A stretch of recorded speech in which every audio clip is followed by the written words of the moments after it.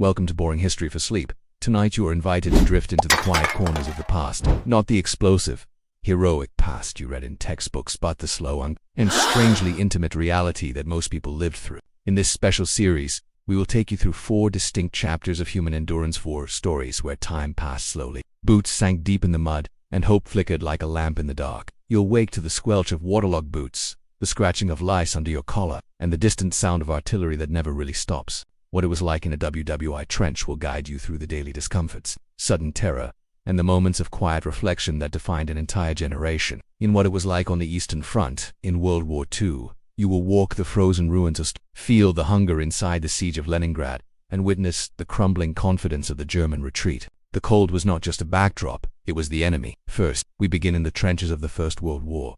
What it was like on Napoleon's Russian campaign brings us into the heart of a doomed invasion. Horses fell before the soldiers. Maps offered no safety. And by the Berezna River, what began as conquest became survival. But this is not a tale of battlefields or bayonets. In what it was like in a Confederate POW camp, we enter Andersonville prison built not for justice, but for survival. Food was scarce, disease was rampant, and time itself seemed to stand still. They are here to slow your thoughts, to guide you gently through the rhythms of the past, and perhaps to lull you towards sleep. Next, we move to the American South during the Civil War. The air is still. The war has already begun. From there, we shift eastward into the bitter cold of the Second World War. We step further back into the ambition and unraveling of one of history's most powerful men. These stories are not meant to stir adrenaline. Settle in, let your breathing slow. The mud is cold. We begin in the trenches. What it was like in a WWI trench and more. What it was like in a WWI trench and more. Imagine, if you will, the steady trickle of rain falling through a slate-gray sky, soaking into everything it touches: clothing, blankets, notebooks, even thoughts. A low fog creeps along the ground, muffling sounds and turning every movement into a soft shuffle. Beneath your boots, the mud is deep, cold, and unrelenting. And around you, barbed wire, endless trenches, and weary, silent men staring into the distance. This is not a scene from a nightmare, though it feels like one. This is the Western Front. This is life in a World War I trench. Welcome to a chapter of history where time moved slowly and suffering moved quickly, where boredom could stretch for weeks, only to be broken by minutes of sudden, staggering terror, where young men, many not long out of school, found themselves submerged in a war that was both terrifyingly new and grimly ancient. Machine guns and mustard gas paired with bayonets and shovels. Cavalry charges met with barbed wire. Letters home were scribbled beside the moans of the dying. This story is not about battles or generals. It's not about sweeping strategies or glorious victories. Instead, it's about the forgotten rhythm of daily life, the routines, the discomforts, and the quiet horrors of existing in the mud-soaked purgatory of the trenches. This is a story told in whispers, in rusted buttons, in dented mess tins. A story not of action, but of enduring. In this video, we will wander slowly through 4 such stories. Each one unfolds like a weathered photograph, quiet in tone but rich in detail. First, we'll explore what it truly meant to live and try to survive in a trench. We'll sink into the mud, smell the damp canvas, feel the lice and the cold. Then, we'll step into the brief, fragile miracle of the Christmas truce, where soldiers laid down their rifles and reached out across no man's land with trembling hands and tentative smiles. After that, we will lose ourselves in the dense, confused woods of the Muzagan, following the path of the lost battalion as they were surrounded, starved, and mistakenly shelled by their own countrymen. And finally, we will duck into the officer's dugout, a small pocket of relative quiet where fear dressed itself in strategy and whiskey, where decisions were made beneath dim lanterns that altered the fate of hundreds. The First World War was many things: a war of attrition, a failure of diplomacy, a cauldron of old empires boiling over. But for those in the trenches, it was not a question of politics or history. It was a question of surviving until dusk, of enduring one more day of mud, cold, and fear, of watching the rats grow fatter, the boots thinner, and the world smaller. Every trench line had its own character, carved by hand and made miserable by time. Some trenches caved in under relentless shelling. Others remained eerily quiet, with death delivered not in barrages but by the crack of a sniper's rifle. Between the lines lay no man's land, a deadly nowhere littered with barbed wire, unexploded shells, and memories that no one wanted to carry home. But somehow, among all this, life continued. Men carved chess sets from wood. They held impromptu concerts with harmonicas and fiddles. They listened for birdsong between bombardments. They memorized the faces of comrades because photos faded too fast. They fought not just for king or country, but for the man beside them, for a shared cup of tea, a spare dry sock, a moment of eye contact that said, You're still here. So am I, so let us begin. Let us breathe in the cold, damp air of history. Not to rush, not to marvel, but to settle into it, slowly. This is what it was like in a WWI trench and more.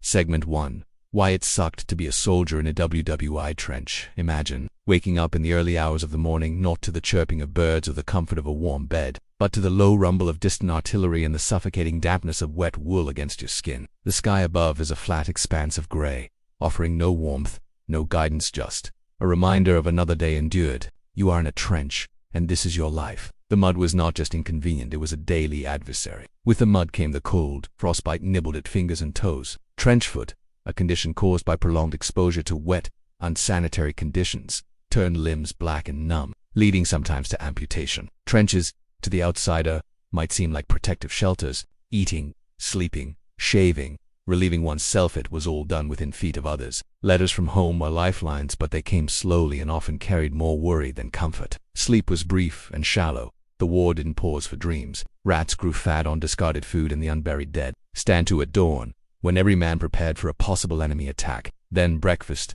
if lucky. Some shook uncontrollably. Others screamed in their sleep. The war changed their posture, their habits, their voices. Shared cigarettes, passed the time with black humor. Soldiers slept with gas masks nearby, sometimes even wearing them. A place of suffering, certainly, but also of humanity stretched thin. Yes, but not broken. A sudden hiss in the dark could mean the difference between life and suffocation. Tender moment when enemies became companions, played cards, sang songs, wrote poetry, drew sketches in notebooks, carved initials into wooden planks. Small rebellions against the overwhelming bleakness. Maintenance of the trench followed draining water, reinforcing walls, repairing sandbags, then waiting, always waiting. They skittered across sleeping men's faces, bold and unafraid. Some grew as large as cats. They gnawed on rations, on books, on fingers. Practical jokes played. Helmets adjusted. Then they, too, became part of the endless churn of trench life. And always, the smell, a choking mix of human waste, unwashed bodies, rotting food, gunpowder, and death. Photographs were tucked into helmets. Tokens, charms, coins, dried flowers became talismans of survival. A soldier's world was only as wide as the trench walls, and inside those walls, he created meaning from the mundane. But to the men who inhabited them, they were narrow coffins stretched across the countryside, dug into the earth by hand, reinforced with wood, sandbags, and whatever scrap could be found. These trenches became the only home for soldiers on the front. But they were no refuge. Rainwater pooled at the bottom, turning the clay soil into a relentless sludge that consumed boots, soaked trousers, and sometimes drowned men in their sleep. There was no privacy in the trenches. Men lived shoulder to shoulder, their routines exposed and shared. Then came the pests. Lice infested every crevice of clothing and skin, their bites causing red welts and endless scratching. And above it all, fear. Fear of the next shell, the next gas attack, the next whistle signaling the dreaded order to go over the top. That meant climbing out of the trench and charging across no man's land, a barren strip of barbed wire, mud, and craters, watched by enemy machine gunners. Few returned from those charges. Meals were infrequent, bland, and cold. Hard biscuits and canned meat, washed down with lukewarm tea. Hunger gnawed constantly. Daily life followed a rhythm of monotony punctuated by chaos. The mental toll was immense. Soldiers developed a dull, shell-shocked stare of psychological fatigue born of constant stress. And yet, despite it all, they endured. They formed quiet bonds. Letters from home were read and reread until the paper wore thin. Night brought not rest, but patrols, wiring parties, and the constant fear of gas. New recruits arrived, wide-eyed and clean-shaven. Veterans watched them silently, knowing what lay ahead. Routines were explained. There was no glamour here, no dramatic heroism. Just the slow erosion of body and spirit in a place where death was common. But the living had to keep going. This was the reality of the trench. Let us now step out of the mud for a moment and into a story that momentarily lifted the fog of war. The strange. Segment 2. The story of the Christmas truths. Imagine the bitter cold of a winter morning in December 1914. The air is so crisp it bites at your face, and your breath curls in front of you like smoke from a dying fire. The mud is frozen solid for once, crunching slightly underfoot. The usual rattle of machine gun fire has fallen silent. For a moment, the war seems to have paused. It is Christmas Eve on the Western Front. You are a young British soldier, not long removed from school and home. You've been living in a trench for weeks, and your senses have dulled to the ever-present misery. Then something strange drifts across no man's land. You and your comrades listen, and then, without instruction, someone begins to hum along. And finally, the bravest among them German and British soldiers crawling out of their trenches, not with rifles, but with raised hands and cautious smiles. Others offered tins of jam or hand-knit socks sent from mothers. Soldiers posed arm in arm, scrawling home about the strange and wonderful day when the enemy seemed more human than beast. Men wrote that it felt surreal, like something outside time, a holiday dream amidst a nightmare. There are stories, whether embellished or true, of a football match played in the cratered expanse between lines, using a ration tin or a makeshift ball. Many said it was the most remarkable experience of their service. Books, poems, songs, and even stage plays have attempted to capture the strange beauty of that moment. Some focus on the psychological toll of trench warfare that may have driven men to seek solace, even for a moment, in the company of their foes. Others examine it as normally a rare and brief breakdown in the machinery of war. But for those who stood in that no-man's land, shaking hands with men they were meant to kill, the experience defies scholarly classification. It simply was. It remains, over a century later, one of the most powerful reminders of our capacity for peace amidst chaos. Imagine the candles, flickering like stars over the trenches. Imagine the laughter, tentative and real. Imagine the silence that held, for once, not in fear, but in reverence, a moment of shared humanity, glowing dimly in the long dark corridor of mechanized death. Some even tried to recreate it the following Christmas, but by then the war had changed. New weapons, new bitterness, more dead to avenge, no referees, no national colors, just a brief, childlike release from war. The tune changes to a British hymn. Then another voice joins, and another. The quick victory that generals on both sides had promised never came. And on Christmas Eve, in that strange and fragile space between two brutal years of war, something quietly miraculous happened. They feared, perhaps rightly, that seeing the enemy up close and laughing with him might make it harder to pull the trigger later. In some sectors, officers forbade any fraternization. In others, fighting never ceased at all. And by the following day or days later, in some places the war resumed. Snipers returned to their rifles. Artillery shells once again shattered the quiet. The war, it seemed, could only be paused, not ended by goodwill. Instead, both armies dug into the earth, building lines of trenches that stretched from the North Sea to the Swiss border. Daily life was grueling, morale was low, and the festive season only underscored the ache of distance and fear, until the cold silence of the battlefield is filled not with gunfire, but song. Not the whistle of an incoming shell or the bark of a command. It's a melody, a song. Still not, Heilig Nacht. The soft German carol wafts over the shattered landscape. It's familiar. This was the beginning of what became known as the Christmas Truce, spontaneous and unofficial ceasefire that took place along several sections of the Western Front during Christmas 19. It was not universal, it was not permanent, but it was very real. By December, the war had already settled into a grim stalemate. Letters from home became more precious than rations. Soldiers clung to reminders of normalcy, tattered Christmas cards, worn photos, small parcels of tinned food and tobacco. Accounts vary, but many describe the same pattern. Singing first, then candles placed carefully along trench edges, small decorated trees raised above parapets. They met in no man's land, exchanged buttons, chocolate, cigars. Some swapped hats. There were photographs taken, names exchanged. Of course, the truce was not absolute. The military high commands were not pleased. Both German and British authorities issued strict orders against any future truces. And yet, for the men who took part, the memory lingered. In the years following the war, the story of the Christmas truce began to take on a mythic quality. Historians and scholars continue to analyze it. Imagine standing in that no-man's land surrounded by the shattered remnants of trees, scorched earth, and scattered helmet sand, watching men shake hands instead of fire guns. Now, with the brief warmth of the truce still lingering in our thoughts, let us move into a darker, more desperate place, one where survival was uncertain, and even your own side might become your enemy. Segment 3. The Lost Battalion and the Mystery of the Forest. Imagine waking before dawn in the damp chill of an unfamiliar forest. The trees loom tall above, their thick canopy allowing only the faintest light to filter through. The terrain is unforgiving. Dense woodland, steep ravines, and thick underbrush that swallows sound and disorients even experienced troops. Communication is unreliable, and the map you carry might as well be a riddle, bearing little resemblance to the tangled paths ahead.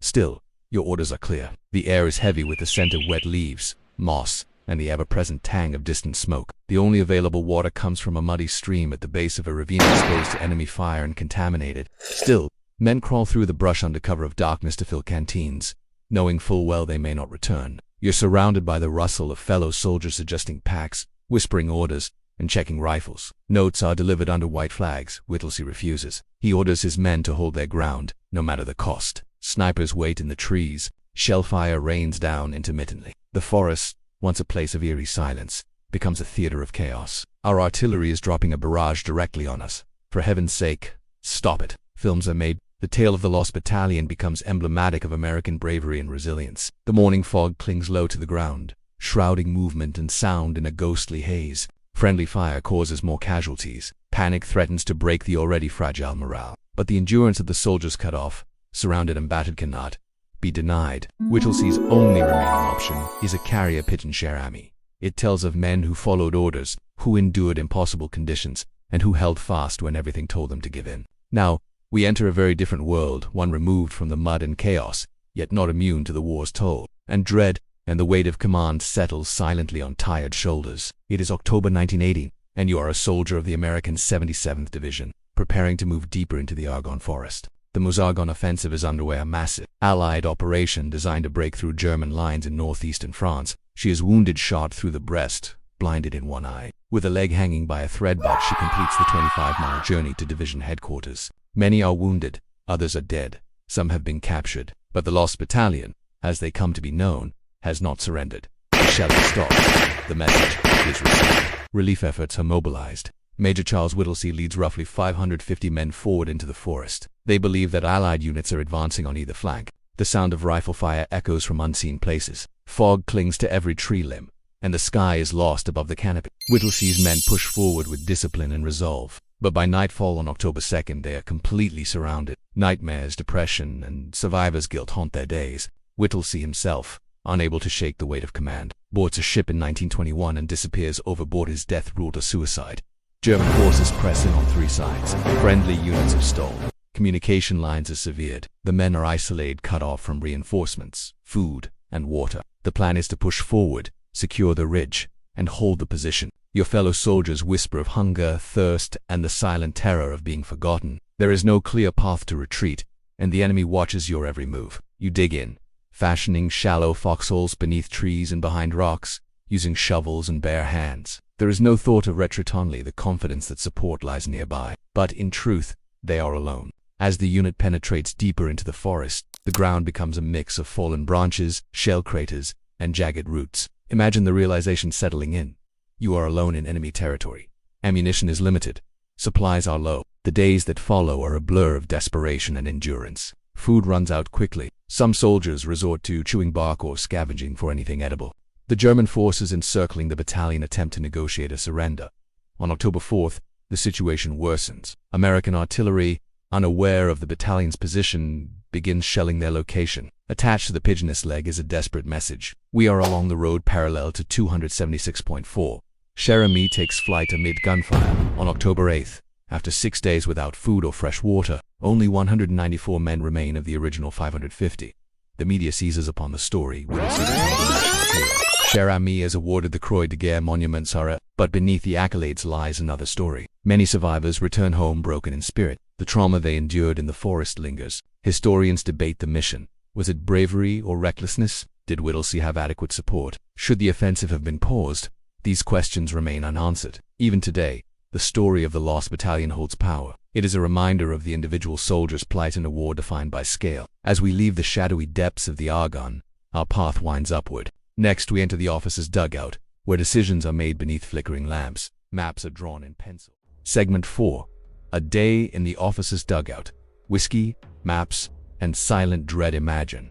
Now, a shift in perspective. You've spent hours, perhaps days, in the trenches. Wet, filthy, fearful. But not every soldier shared that existence. Just a few meters away, often behind earthen mounds or nestled into the side of a ravine, a different kind of war was being waged. It was the war of decisions, of lines on maps, of letters and reports. It was the officer's war.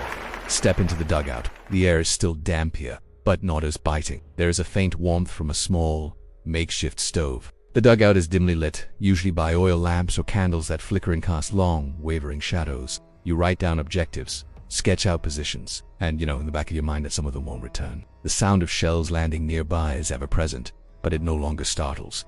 You learn to judge their distance by sound alone. When it's too close, you pause. When it's distant, you keep talking. Maps are tacked to the walls, stained dog-eared and annotated in pencil. Letters from home are read, sometimes aloud. Cans of food are shared, cigarettes passed. A bottle of whiskey might emerge from beneath a bunk. Rationed, of course, but still a comfort. Other men being rotated out of the front line often enough. He reads casualty reports. Sometimes he has to write letters home. He walks the trench line, checking on his men. He asks after their health, inspects their weapons. A push is scheduled for dawn. He must now prepare his men for the advance. This means finalizing plans, assigning roles, and most painfully, selecting who will go first. He offers a joke, a nod, a moment of shared silence. He must be seen, and he must appear composed, even when the terror clutches his own throat. He describes the day's shelling, notes the arrival of replacements, reflects on the loss of a friend. His writing is steady, but his eyes are tired. Outside, the war groans on. Others will lead. He scribbles out a note to headquarters confirming the plan. Then, perhaps, pours a small measure of whiskey. He drinks it slowly. They've been on the line too long. Their boots are falling apart.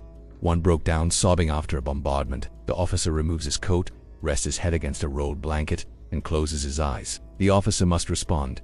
With words. With action. Perhaps with leniency. Or perhaps by sending the man to the rear. There are no clear answers. Messages from headquarters arrive in bundles, sometimes wrapped in oilskin. An officer is not immune to fear. He simply learns to mask it better. It falls on the officer to interpret these commands, to balance risk with reality. Others are poets, teachers, lawyers, volunteers thrust into leadership by necessity. There is camaraderie, but also tension. Decisions weigh heavily, and not all are agreed upon. He knows the terrain better than the generals at headquarters. He's seen it, walked it, watched men fall on it. But questioning orders is not a luxury afforded to many. Piles of field reports, casualty lists, and supply manifests clutter the desk. The ceiling is low and lined with wooden planks, reinforced with sandbags. He might wake to the soft rattle of distant gunfire, or perhaps to the sound of boots trudging overhead. Sleep is irregular and shallow. Morning begins with reading reports from the night, updates from sentries, damage assessments from shelling, notes from patrols. The walls weep moisture, and the floor is perpetually muddy despite being covered with straw and wooden boards. It smells of wet canvas, burning fuel, and occasionally pipe smoke or whiskey. This is not a place of comfort, but it is a step above the line. An officer's day begins early, often before the sun. His responsibilities are vast. He must assess supply levels. Is there enough food? Ammunition? Then comes the matter of strategy. Orders from above trickle down, often vague and optimistic. Advanced, they may say, hold at all costs. Imagine sitting by the lamp's glow, fingers cold despite gloves, studying a topographical map. You plan a night raid. You select men to lead it. Conversations here are hushed, deliberate. Officers speak in low tones about logistics, enemy movements, weather forecast. At times, the dugout serves as a refuge. It is here that officers find brief moments of humanity. You imagine, perhaps a junior officer sitting on a crate, writing in his journal, but even within these confined quarters, danger is close. Dugouts collapse under direct hits. Gas seeps in if precautions aren't taken. Relationships among officers are complex. Some are career military men, well-drilled, stoic, commanding. Whispers of mutiny sometimes reach the dugout. A sergeant reports growing unrest among the men. And then, at times, the officer must lead. He climbs out of the dugout, into the mud, the cold, the fear. Returning to the dugout, he might find a new order waiting. He reviews the list of names. He marks a few for rotation to the rear. A small mercy, others will stay. Night falls, and the dugout dims. Maps are folded, letters sealed, boots removed. Somewhere above, stars shimmer faintly through the smoke. Sleep comes fitfully. In dreams, the war continues. In dreams, the orders change. In dreams, the men come back. By morning, he will be back at the table. Another message will arrive. Another decision will be made. The dugout remains, half refuge, half prison. It is a place of thought, of duty, of silent dread. And now, as we leave the quiet dimness of command, we prepare for our final descent. Conclusion: a war that stayed still, and so we come to the end of our long journey. Not across battlefields, not through soaring victories or sweeping advances, but through something quieter, something slower. A war that, for many, did not roll forward, but sat still. A war where movement came in inches, not miles. Where heroism often meant merely surviving one more day. World War I is remembered, perhaps most hauntingly, for its trenches. Not because they were exciting, but precisely because they weren't. They were, instead, cold, wet places. They were lined with fear, with boredom, with disease. There were moments like the Christmas truce, where humanity broke through the barbed wire, if only for a fleeting time. Songs sung in trenches, kindnesses shared, even when there was little to give. A bit of chocolate passed along, a photograph admired, a story retold, by repetition. by the sheer numbing monotony of war without movement. It was a war of attrition, physical, yes, but also spiritual. It drained men slowly, quietly. The distant murmur of voices from a dugout, the gentle clink of a tin cup, the slow rhythm of boots trudging through mud, and more in long silences, in the lull between barrages, in the spaces between letters sent and received, in the cold that settled into bones and never quite left. We might imagine the flicker of a lantern in the dark, and the quiet presence of someone sitting beneath it, writing home. In those moments, so simple, so human, the war was briefly forgotten, just enough to honor those who endured it, who lived it, who did not come back, and those who did, carrying something quiet and heavy inside them ever after, because it asked not for the sudden rush of heroism, but for the long, grinding labor of surviving the same terrible day over and over, where men laughed with those they were told to hate, where they sang songs that crossed languages, and kicked footballs on frozen ground, not to win, but just to feel normal again. They were where time passed not by the ticking of clocks, but by the changing of sentry posts, by the arrival of rations, by the occasional sound of distant shellfire. They were where silence could be more terrifying than noise, where stillness meant tension, and noise meant worse. Imagine again the rhythm of those days. The mud, ever present and clinging, the whispered conversations in the dark, the rustle of rats in the night. You are safe, dry, warm. You do not fear the whistle of shells or the smell of gas. You are far from the front. Imagine the quiet resignation, the half smiles exchanged between comrades when orders came. Imagine lighting a cigarette with shaking hands and pretending it steadied you. Imagine learning to sleep with boots on, because the ground was too soaked to risk removing them. Imagine learning to live half-buried. And now, finally, you may sleep. And beyond the trench wall, there was more, and there were mysteries, like that of the lost battalion, where isolation and confusion reigned, where the forest became a maze, and survival became legend, where friendly fire did more damage than enemy bullets, and yet still, they endured. In the officers' dugout, decisions were made in silence. Men wrote letters to parents of the fallen. They measured success not in captured territory, but in whether a position held. They balanced the weight of duty with the unbearable knowledge that each line they drew on a map could mean lives lost. And when they raised their cups of whiskey to their lips, it wasn't celebration. It was ritual, a gesture of end. But it wasn't all despair. There were friendships forged in mud. The Great War did not offer the clean arcs of ancient battles or the cinematic grandeur of future conflicts. It was, instead, marked by waiting, and perhaps that is why it lingers in our memory with such a heavy stillness. As we close our eyes tonight, we might hear the soft rustle of wind over empty fields. History is often loud, but this was a quiet war, one that echoed less in explosions. Tonight, as you drift into sleep, you do so not in a trench, not wrapped in a scratchy blanket or with boots still on your feet, and yet you carry with you a small understanding, a shadow of what it was like. Not everything. Let this stillness now be your comfort. Let the slow rhythm of the past guide you gently into rest. You've journeyed through the trenches. You've felt the cold. You've heard the stories. Good night. As the snow buried Napoleon's dreams in silence, another kind of suffering was waiting half a world away. Under a scorching southern sun. Different war. Different continent. But the agony was the same, men wasting away. Not from bullets, but from hunger, disease, and despair. From the frozen graves of Europe to the rotting fences of America's most infamous prison, the history of sleep remains restless and haunted. What it was like on Napoleon's Russian campaign and more welcome. You've chosen to rest tonight in the company of the past. A quiet, frozen chapter of history, one without fanfare, one without music or celebration. It is a story of waiting, of walking, of cold that does not lift. You don't need to keep your eyes open.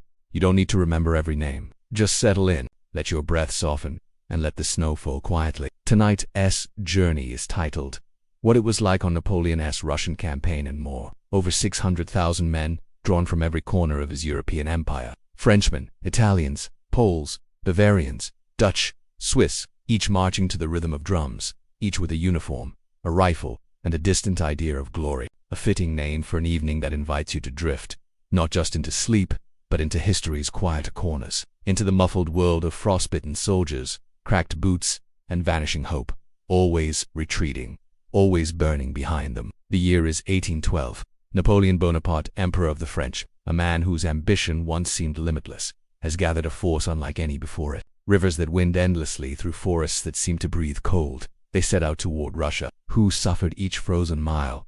Who dreamt of home, but woke to snow? Who once believed they were invincible, and found themselves very, very human? Force a battle, capture Moscow, end the war in weeks. It is told to be felt, like distant thunder or a slow wind across a field. It is meant to fill the background of your thoughts, and then gently disappear as sleep finds you. The plan, at first, is simple. Enter quickly. But Russia does not follow plans. The sound of tired hands adjusting buckles, scraping frost from a tin mug, unwrapping a strip of hard bread from a cloth already stiff with ice, then turn toward the city they were chasing. We'll listen for the flicker of flame in the silence of a burning capital. Later, we'll follow them back, across rivers that took more than they gave. And finally, we'll look behind the curtain. The details will come like drifting flakes, soft, steady, layering one atop the other until a picture appears. Into the emperor's own tent, where maps, ambition, and reality slowly begin to part ways. Instead of armies, Napoleon finds space. Vast, patient, brutal space. Roads that stretch forever. Villagers left smoking. Fields stripped bare, the skies pale, and the road stretches far ahead, one after the other, like footfalls in the snow. As the Grande Marche's east summer fades, food grows scarce, morale thins, supplies lag behind. The enemy never meets them head-on. And then comes winter. A life of a common soldier in the depths of a Russian winter.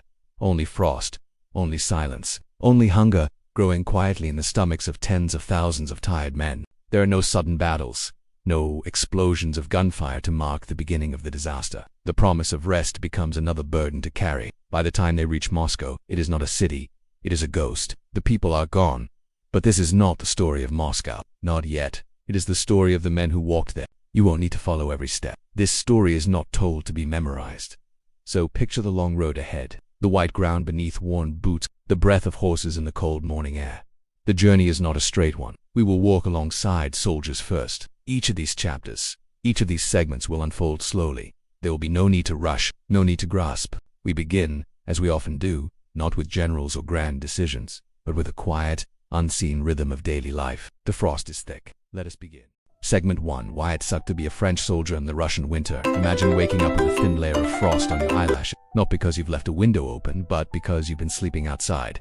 In the snow in late November, in Russia, there is no tent, no blanket, no pillow, only the stiff, frozen folds of a military coat, perhaps not even your own, pulled tight around your shoulders. You were too exhausted to take off your boots last night, and now you couldn't if you tried. They're frozen, solid, the leather stiff as wood, the soles rimmed with ice. You flex your toes and feel nothing. Even the wind seems reluctant to disturb it. You're a soldier in Napoleon's Grande. It's the kind that sits deep inside the bone, where even fire cannot reach. But not the soldier they show in paintings, not the decorated figure in shining buttons and polished boots. You remember warm mornings, fresh bread, the way steam rises from a wooden bowl. But here, your breath is the only warmth you carry, and even that escapes you too quickly. You're the other kind, the kind history rarely named. You haven't walked properly in days, but you still walk, because stopping isn't really an option. One of hundreds of thousands who marched into Russia in the summer, full of belief, and now trudge through the frost, full of silence, discarded boots, broken muskets, shattered wheels, all half buried beneath a thin veil of white. The air around you is quiet, not peaceful quiet, but the kind that feels heavy, almost watchful. A silence so deep it swallows footsteps. Their faces look like yours, gray with exhaustion, slack with cold. Now, your clothing is a patchwork. Russian peasant coats, torn greatcoats, taken from the dead. Some men wear women's scarves, others wear no scarves at all. There is no uniform anymore. Only layers, beards, rimmed with frost, scarves wound tightly, eyes half. No one speaks. The occasional cough cuts the silence, but otherwise, it's just the steady rhythm of boots on snow, or whatever is wrapped around your feet that passes for boots. You and the others survive on whatever you can find. If anything, tree bark, grass, melted snow flavored with soot, boiled leather. If someone drops a crust of bread, men scramble for it like dogs. You reach for your hat, not because you're hungry, though you are, but out of habit. The luckier ones simply lose sensation. You've seen men march with their boots filled with blood, the itch is endless, you scratch until you bleed, and still they return. You've seen men tear off their own gloves, because they thought fire was crawling on their skin. It wasn't fire, just dust. Even the clean scent of snow can't wash it away. You carry it with you, in your clothes, in your hair, in your skin. There is, as usual, nothing new inside. Perhaps a few crumbs, maybe a shard of hard biscuit, white with frost. What they don't destroy, the retreating army takes. You might find a cellar with some frozen apples, if no one else has beaten you to it. You might sleep in a barn, if one hasn't already collapsed under snow. Your fingers, red and cracked, struggle to grasp even that. Your hands ache, but it's not the kind of pain you can rub away. Most nights, There's only breathing. The sound of survival. There is no fire. Anyway, they lie with their mouths open, as if still asking for something. Warmth, food, mercy. You remember fires. Some of the men around you stir, others don't. Strips of muscle pass from hand to hand, cooked on the end of a bayonet over a dying fire. If there's time, you drink it anyway. You no longer know which direction you're facing, but you've learned not to believe anything. You've learned to focus on the next step. The next hour, the next patch of snow. East, even survival becomes a kind of surrender. West doesn't matter. You try not to look too closely at the ones who remain still. If they're sleeping, they'll wake soon. If they're not, well, someone will check later. For now, it's time to march. It always is. You gather your things, a satchel, half a blanket, a tin mug, and begin to move. Slowly, every joint feels stiff. Ankles grind, knees click. The road, if it can still be called that, is a ribbon of trampled snow and frozen mud. Wagon ruts cut deep into the surface. You pass them without looking. It's better not to look. You march alongside others, dozens, hundreds. Once you wore a regulation uniform, blue wool, polished buttons, but that's long gone. And still, you're cold. Unbelievably cold. The kind of cold that creeps into your thoughts, that slows your mind, that makes everything feel distant. You've stopped asking how many kilometers to the next village. The hunger gnaws, constant and dull. The official rations are gone. When a horse collapses, it's not tragedy, it's opportunity. The meat is cut quickly, quietly. Sometimes there isn't. Sometimes the enemy is not soldiers, but time. Cold, fatigue, frostbite is everywhere. Fingers blacken. The unlucky ones lose limbs. There are lice, too. Always the lice. They don't freeze. They thrive, hiding in seams, in waistbands, in the creases of collars. And then, there's the smell. It's strange, in a place so cold, but it lingers. Sweat and smoke. Horse dung, rot. Villages appear like mirages, half-burned homes, shattered fences, empty wells. The Russians leave nothing behind. You try not to hope. Hope is too expensive. You drink melted snow. It tastes like smoke, sometimes like rust if you're lucky. It's clean. If not, well, at night, you huddle together. Men stack themselves like logs. For warmth, not friendship. Sometimes they whisper, sometimes they cry, and occasionally, not even that. The dead are everywhere. In ditches, undercuts, slumped beside trees. You don't stare. You keep moving, because that's what you do. That's all you can do. You hear rumors that Moscow is close, that the Tsar wants peace, that there's food ahead. You think of home, but even those thoughts grow faint. Faces blur, voices fade. Only the march remains. The endless, white, silent march. And yet, you keep going, because you must. Because to stop is to freeze. To freeze is to fall. To fall is to be forgotten. And so, even now, as your fingers tremble, as your breath slows, as your body begs for rest, you take another step, another and another, because in the Russian winter. Segment 2. The burning of Moscow. Triumph turned to ash. You've been walking for weeks. The weather has turned sharper. The road behind you is littered with broken wheels, broken men, and the empty shells of villages that once held the promise of warmth. The air smells of wood smoke, not comforting, but sour, distant, and constant. Word passes down the line. Moscow is near. For days, you've heard whispers. Maybe there will be food, shelter, rest. Maybe the Russians will surrender. Maybe the war is finally ending. Men don't speak these hopes out loud. Not because they don't believe them, but because they're afraid they might disappear in the breath, that its fall would mark the end of the campaign. But what you see as you enter is not a conquered capital. It is a place already emptied of life. And then you see it. The towers, the domes, the high walls. They shimmer beneath a veil of smoke, but something is wrong. The city is too still, too dark. No bells, no shouting, no people rushing to close the gates, no cannon fire, just silence and smoke. The sky over Moscow turns a smoky orange, not with the light of dawn, but with flame. Instead, he watches from a hill as Moscow burns. The snow reflects it strangely, like the city is bleeding light. That Russian saboteurs, left behind in secret, lit the buildings from the inside. That barrels of oil were hidden in homes. That the governor himself gave the order to destroy the city before surrendering it. You stand in the street and watch whole blocks go up in silence. It sounds surreal in the smoke, elegant, pointless. The sound doesn't last long. The fire reaches the house and claims it. The city rises over the horizon, not as a gleaming promise, but as a silhouette. The buildings are close. Some break into mansions, but the cupboards are bare. But even the palace is not safe. The floor shakes as gunpowder stores explode across the river. Roofs cave in. Others just sit, staring at the flames, waiting for something. Orders, sleep, rescue. Even here, At the heart of the city, the wind is heavy with soot. The fireplaces are cold. The chandeliers are coated in ash. The curtains are missing, taken to wrap wounded feet weeks earlier. And the fire moves like a living thing. You are one of Napoleon's soldiers. You were told this city was the jewel of the Russian Empire, that this empty conquest could still be turned into a symbol of victory. He does not acknowledge the capture of Moscow at all. He simply waits for the cold, waits for Napoleon to run out of options. There is no one to greet you. The Russians are gone. The horses are dying. The soldiers burn furniture to stay warm. They tear silk drapes to wrap around their legs. Some fight over crumbs. Some simply sit, heads bowed, motionless for hours. The wooden bridges buckle and collapse. The city, so recently the hope of rest, becomes another enemy. The civilians, the army, the nobles, even the clergy. You lie on the frozen ground and watch sparks drift upward. It's beautiful, in a way, like stars falling in reverse. And all around you, the wind howls softly, as if laughing or warning. But the beauty feels wrong. It isn't warm. It doesn't promise anything. It just flickers and fades. They have taken everything of value with them. The food, the horses, the fuel. What remains is the frame of a city. Walls without warmth, buildings without art. The doors are swinging open in the wind. No drums roll, no flags wave. The announcement is met with silence, numb silence. The men already know. They've known since the first fires, since the first frostbite, since the first snowfall that did not melt. And the fires have already begun. Small at first, a shop front here, a stable there, but they spread quickly. The wood is dry. The air is dry. It crackles through the alleys, climbs the shutters, bursts from windows. Napoleon had expected keys to the city. You're told the fires were set on purpose. There is no proof. What was once a symbol of wealth and power now looks like the hollow skull of something once alive. But the flames don't lie. The soldiers scatter through the streets, trying to find shelter, food, anything of use. One man finds a piano and plays a few soft notes.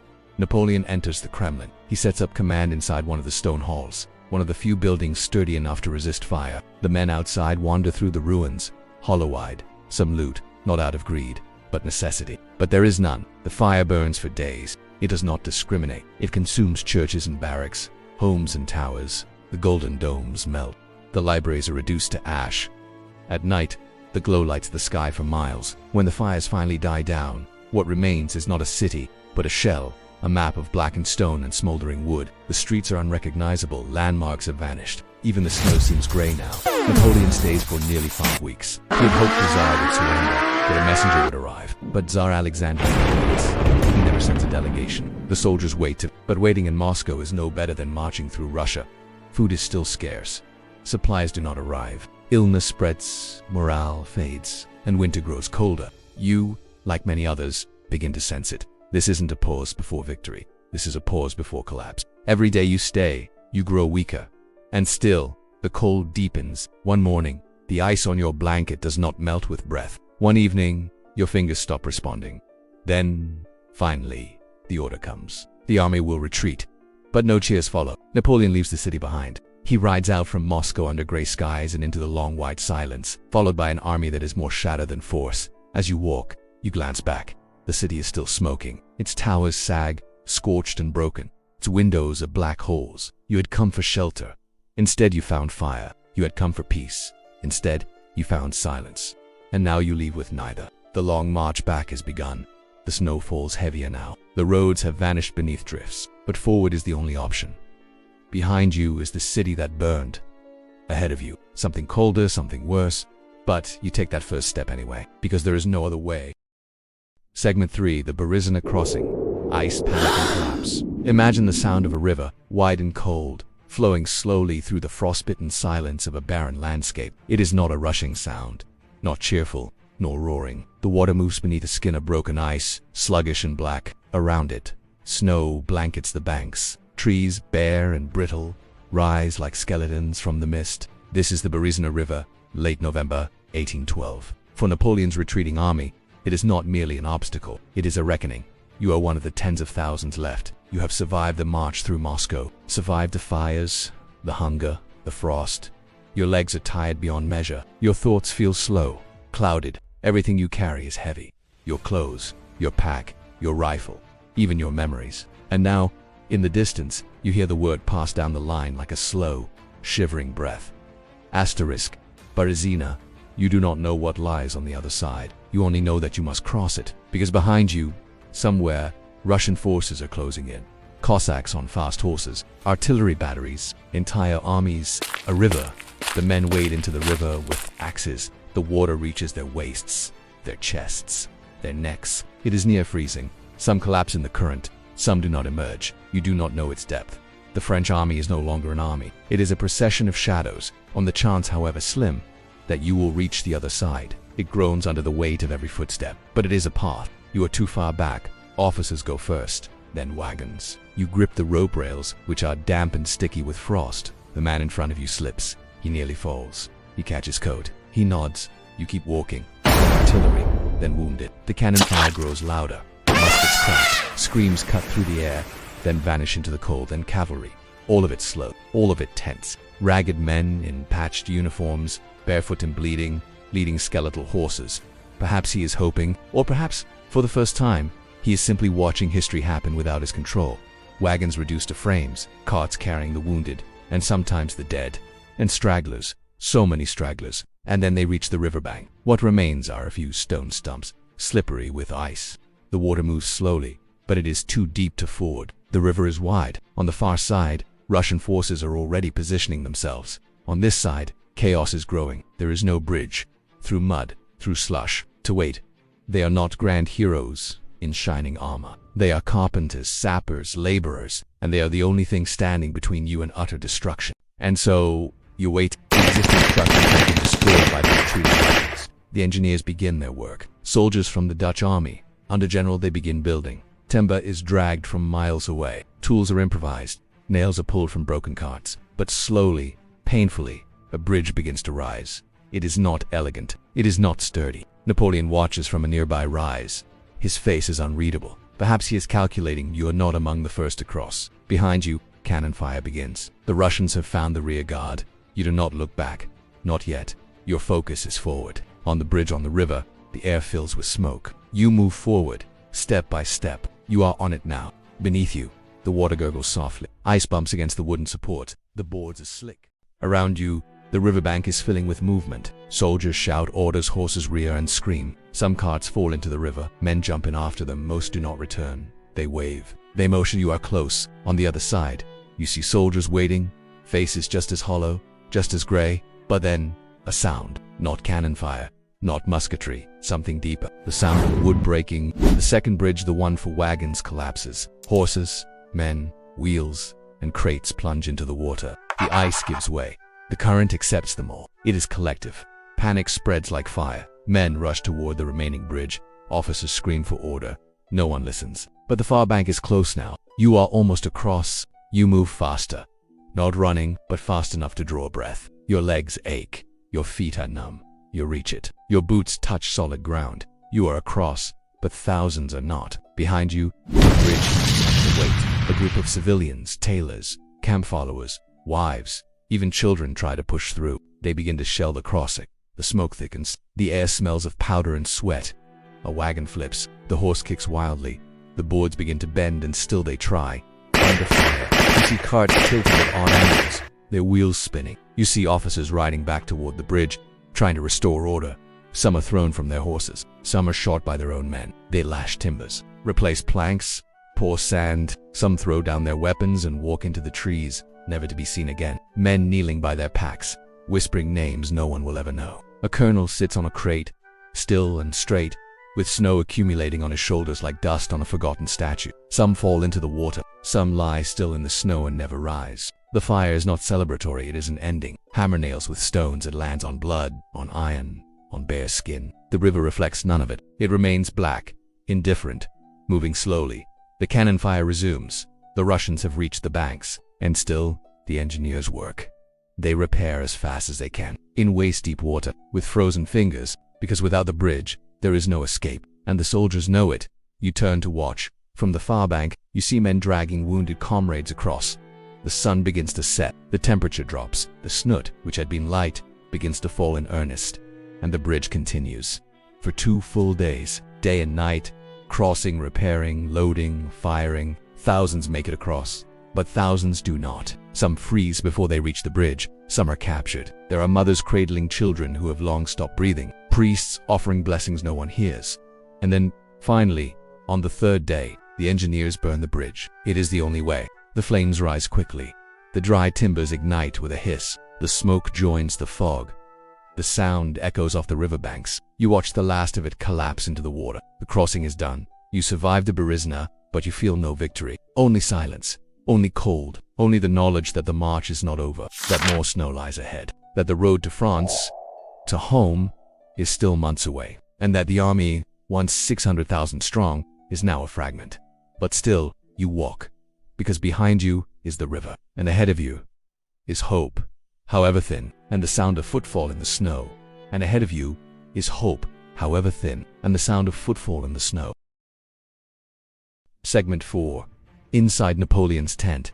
Arrogance, maps, and unraveling command. Imagine the stillness just before dawn. Outside, the snow falls gently, cloaking the land in white silence. There is the distant sound of soldiers stirring, the creak of boots on frostbitten earth, the groaning of wounded men, a canvas world built from brass poles and thick wool, carried by men, protected by guards, and warmed by embers in a brazier that only just keeps out the worst of the Russian cold. But within the tent, everything is unnaturally still. Handwritten notes, little red and blue flags, sketches of rivers and roads. A quill sits idle in a pot of frozen ink. Wax seals crack under the chill. Candles sputter. And over it all is the heavy breath of desperation. That the emperor, the master of battle, will rise and issue a plan so brilliant it will change the tide. This is Napoleon's command post. His field headquarters. Inside, maps sprawl across a folding wooden table. They are stained, frayed at the edges, folded and unfolded 100 times. You are inside Napoleon's tent. He pens orders that few men have the strength to carry out. Morat nay. Each enters, stands at attention, and offers updates. But you are not welcome here. Supplies are lost. The spark that once animated every decision now flickers behind his eyes like the last ember in a brazier. The men are losing morale. A physician stands by, silent, in case his presence is needed. He stares at them.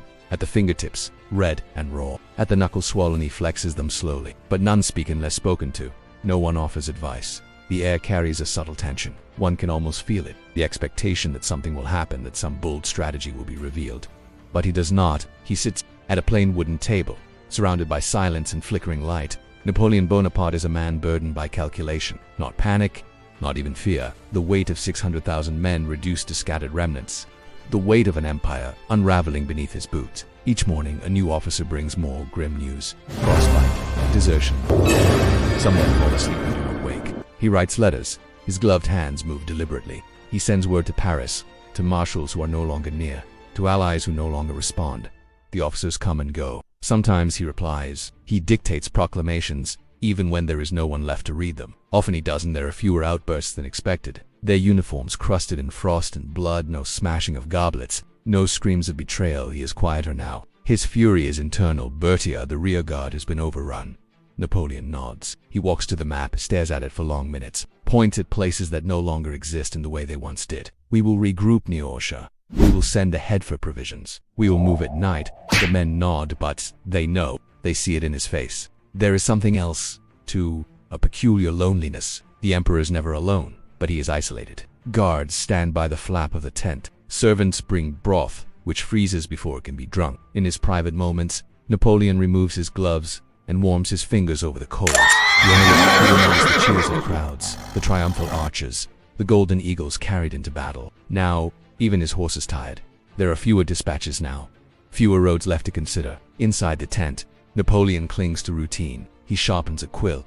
He reorders papers. He speaks of reinforcements that will not come. He dreams of reorganizing, rebuilding, returning. Sometimes he looks out from the tent's open flap. He watches the soldiers, their faces sunken, their cheeks white. He does not speak to them, but they see him. And sometimes that is enough. For all his flaws, his arrogance, his detachment, Napoleon is still their emperor. A man who has crossed half of Europe, who has defeated kings and reshaped nations. A man who, even in retreat, holds their loyalty. But that loyalty is thinning. In hushed tones, around campfires that flicker briefly before the snow snuffs them out, soldiers speak of the madness of it all, of the retreat that is no longer a strategy, but a collapse. Inside the tent, the maps remain, and they lie. They show roads that are now impassable, rivers that are frozen or flooded, towns that have been abandoned or burned. They show allies who are gone, enemies who have multiplied, and territories that no longer matter. Napoleon adjusts the flags on the map, but they do not change the truth. There is no masterstroke, No final maneuver, only survival. At night, he sleeps in short bursts, wrapped in furs, dreaming perhaps of Corsica, of Italy, of the warm wind that once blew through his youth. The wind is gone now, replaced by still, breathless cold. Sometimes he murmurs in sleep, names, places, numbers, marshals long dead, and when he wakes he writes again. He writes orders with no recipients, strategies with no soldiers. He drafts letters to Josephine, though he has long since left her. He writes of glory, of loss, of the price of ambition, and still the war goes on. Outside, the army shivers. Inside, the emperor plans. Yet even inside his tent, time has started to fracture. The routine is no longer routine. There are cracks in the process, papers misplaced, directives that contradict each other, moments when Napoleon simply stares, as though trying to remember what he was about to say. He eats less, drinks more. His valet worries but dares not speak, only occasionally adjusting the brazier, trying to keep the chill from creeping into his master's bones. Outside, they say, the emperor no longer commands armies, only shadows. Still, he insists on inspecting the men. He walks among the wounded, head held high, even as his boots sink in snow and his breath frosts before him. He says little, but his presence does something, even now, and yet they can see he is not the same. His stride, once decisive, now falters. His voice, once resonant, now trails into silence. The emperor, wrapped in layers of velvet and wool, moves like a ghost through his own command. In the rare moments of clarity, he confides in no one. But perhaps if one stood close enough, they might hear the soft recitations to himself. Fragments of Latin, lines from Caesar, notes from old war journals. As if clinging to the past will offer direction in the present, he sits, sometimes, with a blank parchment before him for hours. The ink pot dries. The candle burns down. And when he finally moves, it is only to pull the heavy coat tighter around him and stare deeper into the dying flames. This is the portrait not of glory, but of unraveling. The emperor who once dictated the fate of Europe now lives hour by hour, day by day, one footstep at a time, back to France. And the war, once a grand campaign, is now simply a march through snow and memory. Inside the tent, there are mirrors, polished metal ovals, resting on leather cases. He rarely looks at them anymore, but sometimes, caught by the flicker of candlelight, his eyes stray, and what he sees does not resemble the portrait the world knew. The proud chin, the piercing gaze, the confidence of command. What stares back is sunken, pale, weary, haunted. He has begun to speak less in terms of victory, more in terms of preservation, not of land, not even of power, but of the idea, of the myth, of the illusion of control. And so, day by day, he reasserts it, with rituals, with gestures, with papers filed and pens dipped, as if the routine itself might hold the world together. This tent, this frail fabric barrier against the blizzard outside, becomes the last bastion of empire. Here the maps still matter. Here the voice still commands. Here the illusion still breathes. And beyond its canvas walls, the wind waits relentlessly, ready to carry everything, empire, ambition, men, away into the cold.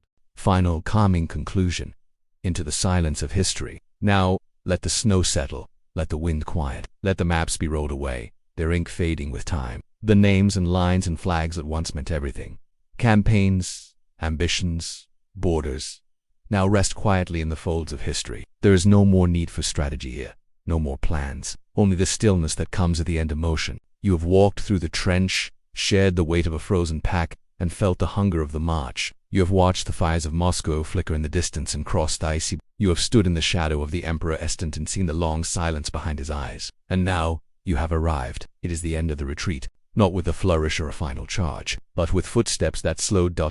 As history teaches, most endings are not sharp. They are drawn-out fades, soft dissolves. Great moments slip into the quiet of aftermath, and the world, slowly, moves on. The story of Napoleon's Russian campaign is not one of grand conclusions, but of gradual unravelings, and of silence. When the emperor finally left his army behind, slipping away with only a small escort to race back to Paris, he did not ride in triumph. He fled, quietly, riding through the frostbitten villages and burned forests, chased more by shame than pursuit. Behind him the army limped forward, reduced to tens of thousands from the hundreds of thousands that had once crossed into Russia. And still, many would die before they saw her. But this too became history.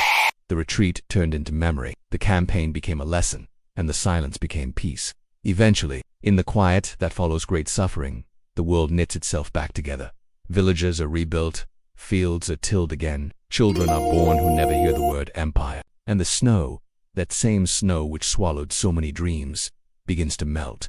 Spring returns, and with it, forgetting. The soldiers of the Grande, those who survived, scattered. Some returned home and never spoke of it again. Some wandered, some told stories by the hearth, of wolves in the dark, of boots lost in frozen rivers, of the distant, flickering light in the emperor's tent. And some never left the snow. Their names were never recorded, their stories never written, but they were there, in the endless white, in the crunch of boots, in the hunger that could not be escaped, in every breath that fogged the frozen air. Now, imagine again that silence, not the silence of death, but the silence that follows history, a stillness that is gentle, that asks nothing of you, that only invites you to listen, or to rest. Because the past is like snow, it covers, it softens, it blurs the edges, it turns the hardest memories into something quiet. And you, listening now, resting now, have followed that journey, step by step. You've walked with soldiers who had no boots, you've stood beneath burning skies, you've listened at the flap of the tent as the emperor stared at the map, searching for a road that no longer existed. And now, there is nothing left to follow. The fire in the brazier is dim, the candle is low, the ink is dry, and still, the world continues to turn. Because this long, slow retreat was only one chapter in the great turning pages of human history. One winter, one mistake, one man. You may close the tent flaps now, you may rest. Let the cold fade, let the boots fall silent, let the snow cover the footprints. Because even emperors must sleep, even armies must stop marching, even memories, eventually, fall quiet. So breathe slowly. Let your thoughts drift like snow, softly, slowly. You have been part of a story long past. You have walked through history's longest night, and now there is nothing more to do. Good night. The trenches fall silent now. The artillery fades into the distance, and the flicker of candlelight in the dugout is replaced by the glare of the southern sun. We leave behind the mud of Europe and step into another kind of captivity, one shaped not by rain and wire, but by fences and hunger. As we move from the Western Front to the American Civil War, we find ourselves behind the stockade walls of Anderson. Life here was measured not by battles fought, but by the number of days survived. Let us now listen to what it was like in a Confederate prisoner of war camp. What it was like in a Confederate POW camp and more. Introduction. What it was like in a Confederate POW camp and more. Imagine a place with no battle cries, no cannon blasts, no galloping cavalry, no flags waving in the smoke. Instead, silence and heat and flies. The thick smell of human waste clings to the air, never quite fading. There is no wind, only the buzz of insects and the moans of men who have not seen clean water, let alone a doctor, in weeks. Welcome to Andersonville, officially known as Camp Sumter, a Confederate prisoner of war camp in Georgia, built to hold Union soldiers during the American Civil War. Andersonville wasn't a battlefield, and yet it was one of the war's deadliest places. This is the story of what it was like in a Confederate POW camp. A story not of glory or gallantry, but of quiet decay, of men waiting, hoping, wasting away. It is history at its most stagnant, which makes it perfect for our journey tonight. A slow drift backward into the recesses of time, where we'll walk not alongside generals and victories, but beside those forgotten by both sides. Imagine yourself stepping into that past, not as a general or hero, but as a quiet observer of ordinary men in extraordinary circumstances. This is not the story of swift charges or cannon fire echoing across the valley. This is the story of survival through monotony, of dignity chipped away by disease, hunger, and neglect. And somehow, it is perhaps the most human of stories. Over the next few hours, we'll explore this world through lenses. First, the daily life of a prisoner inside Andersonville, where thousands of men were crammed into open-air misery, with no shelter, almost no food, and barely any hope. Then we'll examine the trial of Captain Henry Worse, the only Confederate officer executed for war crimes after the Civil War. Was he truly evil, or was he simply overwhelmed? From there we'll descend into the camp's most troubling mystery, the Raiders, a gang of prisoners who preyed on their fellow inmates. Finally, we'll step outside the stockade walls and observe the guards, poorly trained and almost as miserable. Each segment offers a unique texture, suffering, accusation, chaos, and contrast. But throughout, the pace will remain calm, steady, and low, a gentle walk through a harsh past. Andersonville is a name that has become shorthand for suffering, but it's also a place where the silence of history is loudest, where forgotten voices still echo, where every shallow trench, every rotted log, and every worn shoe tells a tale that textbooks often skim past. Because this is not the kind of history you shout, it is the kind you whisper.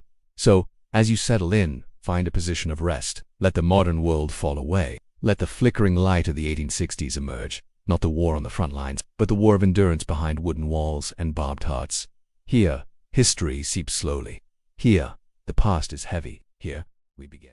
Segment 1. Why it sucked to be a Union prisoner at Andersonville. Imagine you're a Union soldier, captured in battle. You are now marched sometimes for hundreds of miles, under the hot Georgia sun. No shoes, torn trousers, water only when the gods remember. Finally, you arrive. At the edge of a clearing in the woods, a rough gate stands open, revealing a vast, muddy expanse surrounded by a wall of vertical pine logs. This is Andersonville. It is where you will now live, and it is where many will die. You are herded through the entrance with dozens of others. The gate closes behind you. It echoes like a coffin lid. Inside, the stockade, a 16-acre open-air prison, is a mass of bodiesmen, lie side by side in the dirt. There are no tents, no barracks, just scraps of canvas, old blankets, sticks shoved into the ground and draped with whatever cloth can be scavenged. The sun is relentless. There is no shade. At night, the cold seeps into your bones. The ground underfoot is thick with mud and filth. The latrines are overflowing. Many prisoners defecate where they sit, too weak to move. Flies are everywhere. In your food, your mouth, your wounds. Every breath tastes of rot. Food, when it comes, is a thin cornmeal mush, sometimes beans, rarely meat. You line up for hours to receive it, but there's never enough. Rations shrink by the week. You measure hunger not in days, but in how sharp your ribs feel beneath your skin. Water comes from a single small creek that cuts through the camp. It's called Stockade Branch. But upstream, the guards also use it as their latrine. The result, you drink from a stream filled with human waste. Diarrhea and dysentery spread fast. Everyone is sick. You try to stay clean, but where?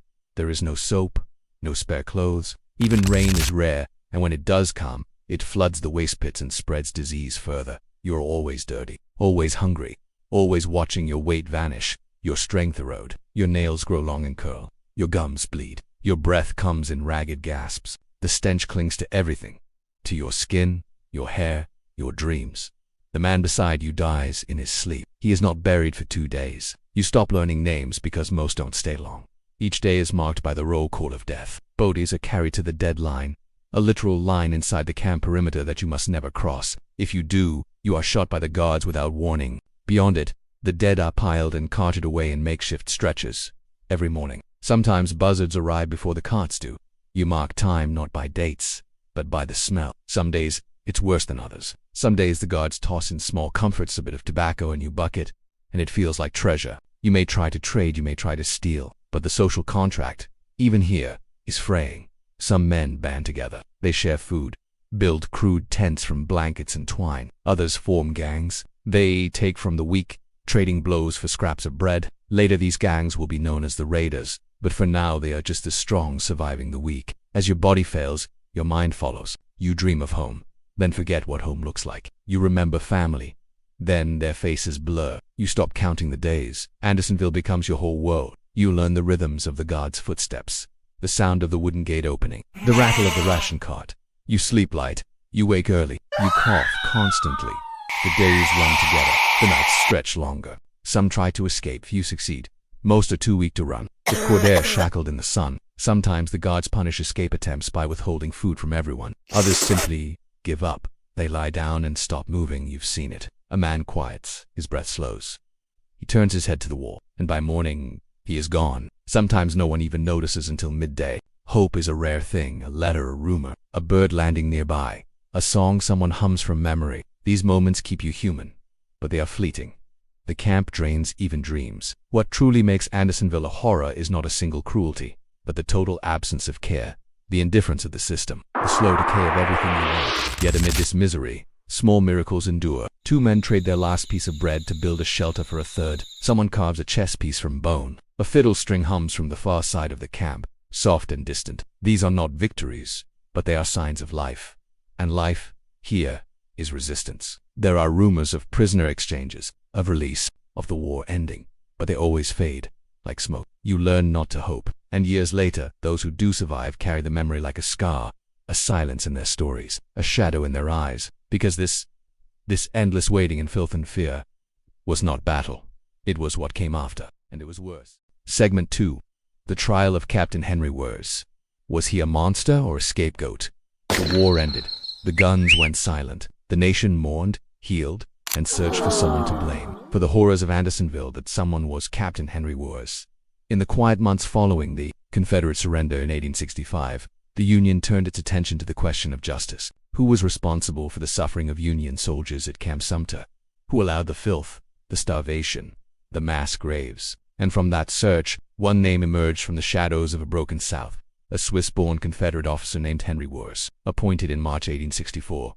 He wasn't a general, he wasn't a politician, he wasn't even Southern by birth, but he became a symbol of cruelty in Northern newspapers, depicted as the face of deliberate Confederate inhumanity. By November of that year, he would be hanged in Washington, D.C., the only Confederate officer executed for war crimes. But who was Wurst, really? Was he a sadist, a bureaucrat, or merely a man swallowed by a failing system? Let's begin with the man himself. Henry Wurst was born in Switzerland in 1823.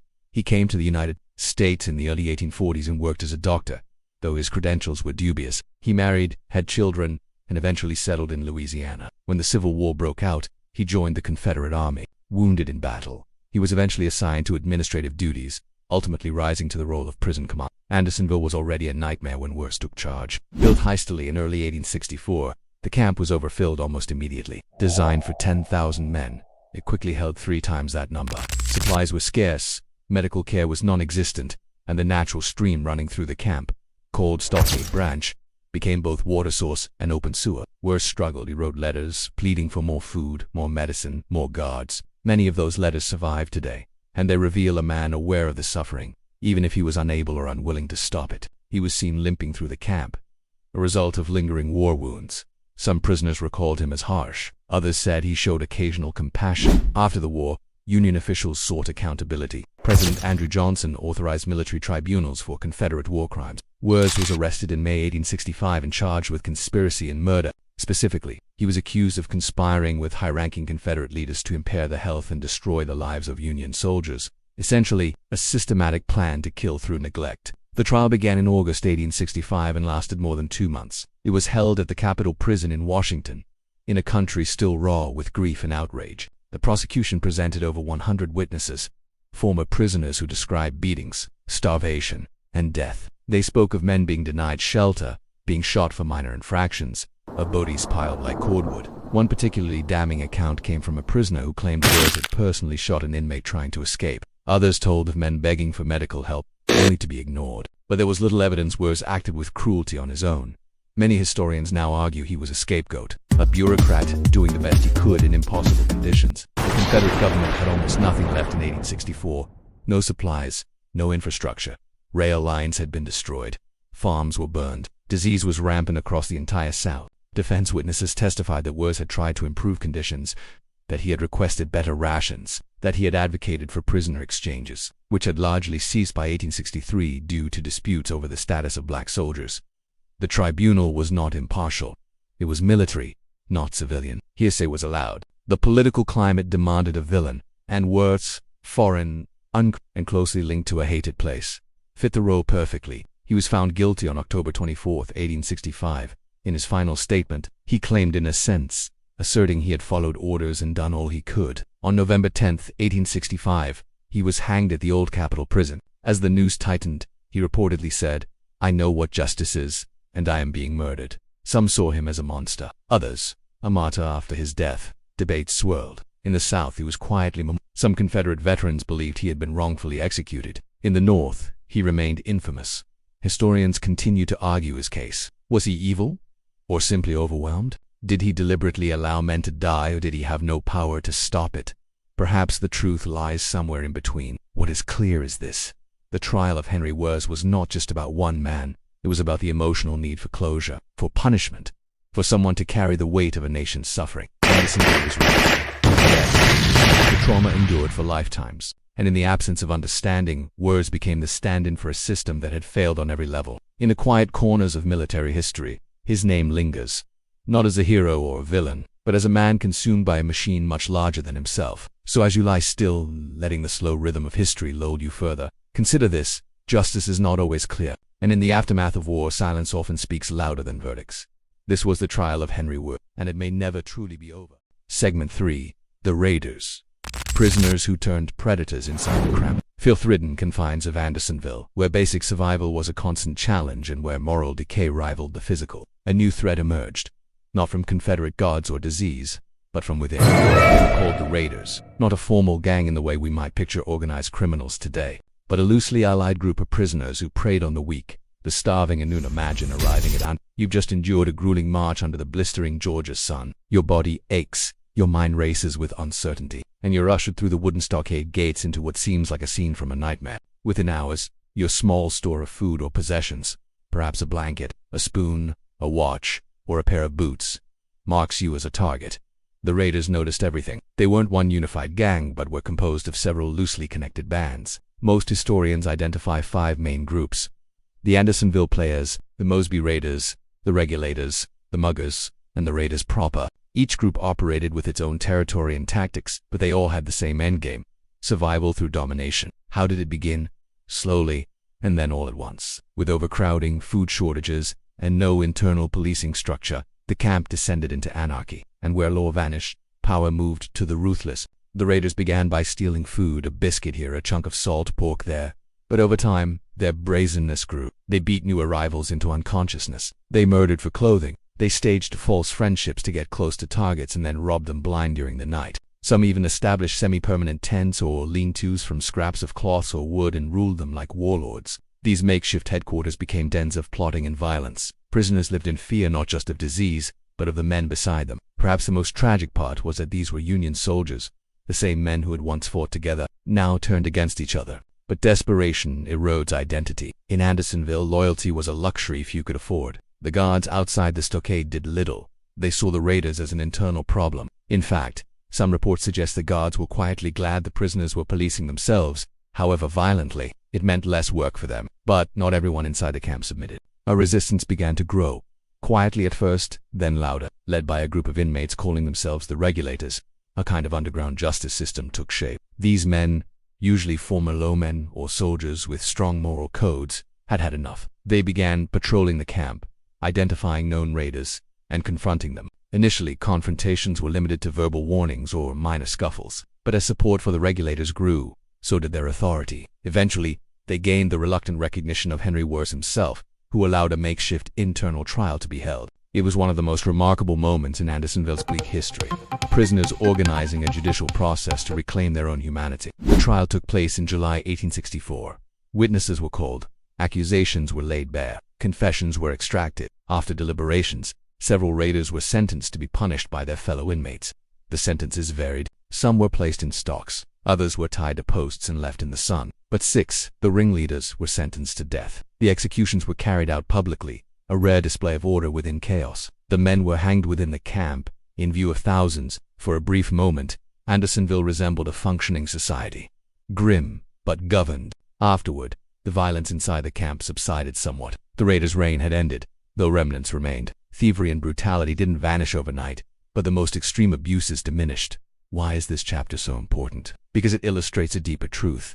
Even in the most dehumanizing circumstances, some will choose further cruelty, but others will resist. Andersonville was a crucible that brought out the worst in many, but also the best in a few. And in the quiet dark, as you drift further into sleep, imagine the eerie stillness of a camp where violence is turned inward, where the enemy no longer wears a gray uniform but sleeps one row over, where justice must be invented from scraps, and courage isn't found on the battlefield, but in standing up to one's own. The raiders were real, their terror was real, and so was the resistance that rose against them. Even in despair, order sometimes finds its way back. Segment 4. Life outside the walls. The Confederate guards and their misery. When we think of our thoughts naturally center on the men who lived and died within its crude wooden walls. But outside those walls, beyond the stockade, beyond the swamp, just a few steps past the deadline, was another world of hardship and slow erosion, the world of the Confederate guards. They wore the gray. They carried muskets. They were technically free. But freedom in rural Georgia during the waning years of the Civil War meant little more than survival with a different set of burdens. These were not the elite soldiers of Southern legend.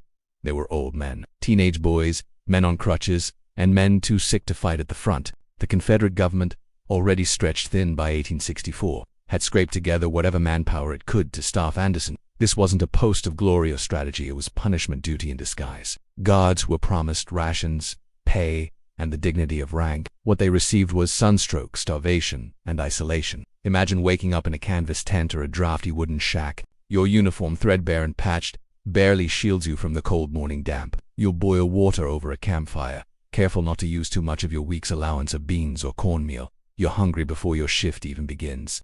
Then it's time to patrol. You walk the perimeter of the stockade, musket slung over your shoulder, boots sucking into the mud. You glance through the slits in the logs and see thousands of Union prisoners huddled together, their eyes sunken, their skin muddled with sores. You don't feel superior. You feel trapped. Many guards were conscripts, forced into service as the Confederacy's ranks dwindled. Others were wounded veterans, reassigned from the front. Some were simply men with nowhere else to go. Their motivations varied, but their conditions did not. Poor food, no medical care, minimal communication with the outside world, and the psychological burden of watching men die every day. The guards had their own camp, sometimes called Camp Lawton, though it was little more than a sprawl of tents and poorly built cabins. Disease spread among them almost as rapidly as it did inside the stockade. Dysentery, typhoid, malaria. There were no separate hospitals. If you got sick, you either recovered on your own, or you didn't. Their rations came from the same failing supply chains as the prisoners. By late 1864, Confederate logistics had all but collapsed. Railroads were broken. Fields were burned. Desperation was universal. Guards often went days without meat. Cornbread and beans became luxury meals. Some grew so weak they couldn't stand for an entire shift. And yet, duty called. Every day, they paced the walls. Every night, they kept watch. Their orders were simple. Do not let the prisoners escape. The penalty for failure was severe. Stories circulated of guards who fell asleep and were flogged or demoted. One story tells of a guard who dozed off and was found hanging from a tree the next morning. Not an execution, meant to enforce fear. Then there was the deadline, a 12-foot wide buffer zone inside the stockade fence. If a prisoner crossed it, even accidentally, guards were ordered to shoot. Some followed this order rigidly. Others hesitated. The psychological toll of having to kill a starving, desperate man for stepping too close to a log barrier was immense. For some guards, that moment never came. For others, it haunted them for the rest of their lives. There was very little camaraderie.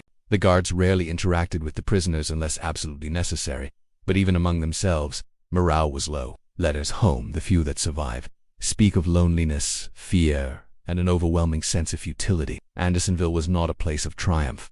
There were no victories, no banners, no songs. For the guards, it was endless routine and quiet decay. Discipline among the guards varied. Some were cruel. There are accounts of guards taunting prisoners, stealing from supply wagons, or firing into the stockade without provocation. But many were simply exhausted.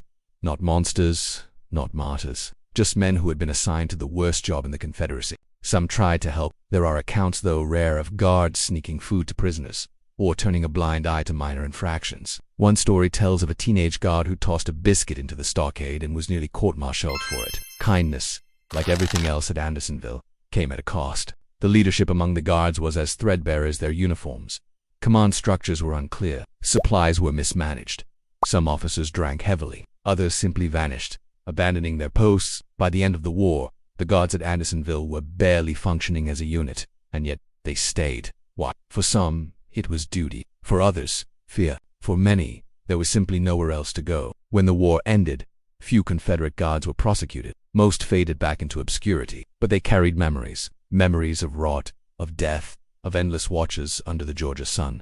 It's easy to see the guards as villains. After all, they stood on the outside of the fence, rifles in hand. But history is rarely so clean. Many of these men suffered, too, just differently. Their uniforms may have been intact, their boots unbroken, but their hearts wore thin. So now, as we near the end of our journey, let's take a moment to acknowledge them. Not to excuse, but to understand. To see the full picture of Andersonville, not just the prisoners, but the forgotten sentinels beyond the walls. They were hungry, they were tired, they were often afraid, and they were there. In the end, Andersonville was not one tragedy, but many, interwoven, parallel, quietly unraveling on both sides of the stockade. And in that stillness, we can begin to hear them all. The heat recedes.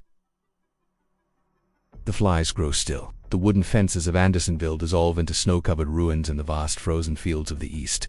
In this next journey, we enter a harsher cold one that gripped soldiers and civilians alike. This is not a prison camp, but a front line that stretched across thousands of miles and millions of lives. We walk now into the frostbitten shadows of the Eastern Front in World War II, where survival came inch by inch and warmth was a forgotten luxury. What it was like on the Eastern Front in World War II and more. Introduction. Close your eyes and step into the bitter wind. The snow is falling in slow, deliberate flakes. It's not just cold, it's a bone-deep kind of chill that numbs the skin and settles heavily in your chest. Around you, the horizon is lined with broken chimneys, shattered bricks, and the distant sound of metal scraping on metal. This is not a battlefield in the traditional sense. There are no banners, no gallant charges, just ruin, despair, and cold, always cold. Welcome to the Eastern Front of World War II, the largest and deadliest theater of war in human history, stretching thousands of miles from the Baltic to the Black Sea. This vast expanse of frozen plains, battered cities, and muddy forests saw a scale of destruction and human suffering that defies comprehension. Yet here, history slowed. It didn't explode with sudden victories or clean endings. It dragged on month after month, year after year, with soldiers sleeping in snow, civilians boiling wallpaper for soup, and whole cities reduced to hushed whispers of what they once were. This isn't the history of generals and treaties. It's the story of endurance, of people surviving not just bullets and bombs, but starvation, frostbite, and exhaustion. A story perfect for a long, slow listen, for falling gently into the rhythm of a time when everything was uncertain, and survival was measured one frozen breath at a time. Over the next few hours, we'll explore this frozen world in 4 distinct segments, each a slow and immersive journey into different corners of the Eastern Front. We'll begin with Stalingrad. Not the general's strategies, but the day-to-day misery of a soldier surrounded by ruble rats and relentless shelling. Then, we'll move north to the city of Leningrad, trapped for nearly 900 days, where civilians lived and died in quiet defiance. From there, we travel east into Siberia, where prisoners of the Gulag were transported across thousands of miles by ghost trains into an even colder kind of silence. Finally, we'll view the front from the other side, through the eyes of German officers, whose confidence crumbled into quiet desperation as the Russian winter swallowed their hopes. This is not a tale of glory. There are no victory parades here, no uplifting speeches. Instead, it is a canvas of gray skies, muddy boots, and the long, slow unraveling of human resolve. But in that stillness and that quiet determination to go one more hour, one more day, we find something deeply human. So settle in, let the present fade. Allow yourself to walk slowly, carefully, through the past. This isn't a march, it's a slow trudge, a cold one. Let's begin. Segment 1. Why it sucks to be a soldier at Stalingrad. Imagine waking up under a broken window pane, the glass long since shattered by the floor beneath you is covered in snow, even though you're indoors. Your breath clouds the air. The city is silent in the way only war-torn ruins can be. Not peaceful, but tense, expectant, as though something terrible is always just about to happen. This is Stalingrad, winter of 1942. You're a soldier, but uniforms hardly matter now. Your coat is patched and stiff with dirt. Your boots, if you're lucky enough to have both, are damp and starting to crack. You share your foxhole, or what remains of it, with rats. The rats are bold. They're better fed than you. They chew through whatever rations you have left, and sometimes you wake to find one curled beside you for warmth. There is no front line anymore. The city is the battlefield. Every floor of every ruined apartment block is contested territory. You fight for stairwells, for basements, for the shell of a factory. Each brick becomes a battleground. Food comes sporadically, if at all. A slice of black bread, hard as stone. A ladle of watery soup made from frozen potatoes, and if you refortunate, some meat of unknown origin. You chew slowly, carefully. Meals are moments of silence, almost reverence, not because the food is good, but because it's rare. Water is melted, snow filtered through a cloth to strain out the ash and debris. You don't think about cleanliness anymore. You stopped shaving months ago. Your fingers are cracked, your nails black with grime. Lice are a constant presence. They nest in the seams of your clothing, feeding on you while you sleep. The shelling never truly stops. It comes in bursts, random and cruel. 1 minute the sky is quiet, the next, the ground bucks beneath you. The whine of an incoming shell is followed by a concussive thump, and then silence again. You wait, you listen, and then you go back to whatever you were doing, as if nothing happened. You haven't seen a clear sky in weeks. The smoke hangs low, mingling with the cold fog. You don't remember what green looks like, or birdsong, or laughter. The city is a palette of grays and browns, with the occasional flash of fire from an explosion. Your orders are simple. Hold the line, but the line shifts daily, sometimes hourly. You sleep when you can, 10 minutes here, half an hour there, wrapped in a coat that barely keeps the cold at bay. You dream of bread, of warmth, of home, if you still have a home. Sometimes you pass a familiar face in the ruble, a comrade, a friend. You exchange a nod. No words. Words are a luxury. And if that comrade doesn't make it through the day, there's no ceremony, no marco, just a quiet disappearance into the snow. One day, you're assigned to defend a section of the Red October factory. The building has been shelled so many times, it's more rubble than structure. Still, you crouch behind a fallen beam, your rifle frozen to your gloves. Across the factory floor to 30 feet away, you see the enemy. Another young man in a tattered coat. He sees you, but neither of you fires. It's too cold, too quiet. The war will resume in a few minutes, and in those minutes you think, this is the rhythm of your life now. Slow, cold, uncertain. The Battle of Stalingrad wasn't a quick clash. It was a long, grinding horror. For months, soldiers like you fought and froze and died, not in fields or trenches, but in stairwells, kitchens, and factories. The line between soldier and civilian blurred. The city became a labyrinth of ruin, and you wandered through it with your weapon and your silence. Some say it was the turning point of the war, but for you, turning points don't matter. Only survival does. One more hour, one more day, one more step through the snow. This is what it was like to be a soldier. It's a whispering war wrapped in frost. Segment 2. The Siege of Leningrad, 872 days of desperation. Imagine your city slowly being struck by sudden bombs or swift invasions, though those came, too, but by time, by hunger, by isolation. Leningrad, today known as St. Petersburg, was once a shining cultural jewel of the Soviet Union. Graceful bridges, libraries, museums, music halls. The city was alive with the arts and the rhythm of civilian life. But in September 1941, everything changed. The German army encircled Leningrad in a vast ring, cutting it off from the rest of the country. For the next 872 days, nearly 2.5 years, the people of Leningrad endured one of the longest and most brutal sieges in recorded history. The goal was not merely military defeat, it was annihilation. Hitler had no plans to occupy Leningrad. He intended to erase it, to level the buildings and starve its population into extinction.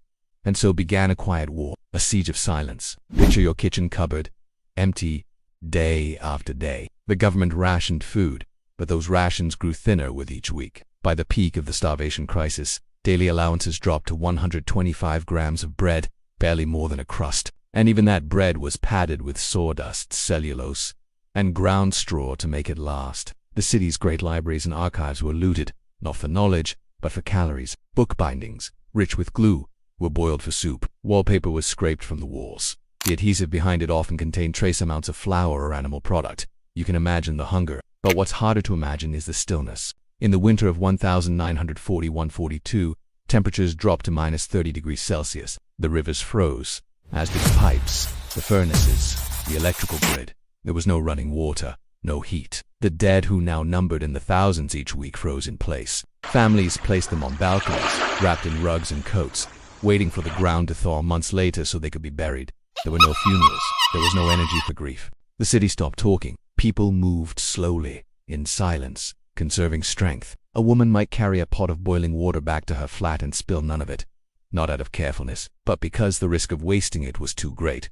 In the midst of this horror, some civilians kept diaries. Their handwriting grows shakier with each page. In one, a child named Tanya Savachava wrote down the deaths of her family, one by one. Genya died on December 28th at 12 noon, 1941. Grandma died on January 25, 1942. Lika died on March 17, 1942. Tanya's left alone.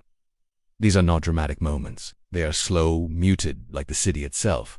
And yet, Leningrad refused to fall. Citizens kept living in the smallest, most defiant ways. A symphony was performed. Dmitri Shostakovich wrote his famous Leningrad Symphony during the siege. Musicians, starving and weak, rehearsed with coats on, fingers trembling. The performance was broadcast across the city and even over the German lines, as if to say, we are still here. There were bread riots, yes, but also poetry readings, underground schools, a clandestine publishing effort that distributed newsletters on scraps of paper.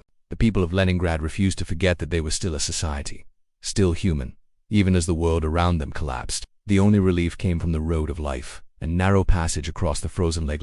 Convoys of trucks brought in food and evacuated civilians. But the road was dangerous, shelled by the enemy, cracked by shifting ice. Many who crossed it never reached the other side. Still they tried. Entire families waited on the lake's edge, hoping for a truck to carry them to safety. Many children were separated from their parents. Babies, bundled tightly in threadbare blankets, were passed from hand to hand over the backs of trucks. Some arrived on the other shore. Others were lost to the ice. The people of Leningrad developed strange and terrible rituals of survival. Some buried bread crusts in secret spots around their apartments, creating miniature hoards in case rations disappeared completely. Others created notebooks full of food recipes, not to cook, but to remember. These became dream journals, memory books, a link to a world that once was. Medical professionals worked with almost no supplies.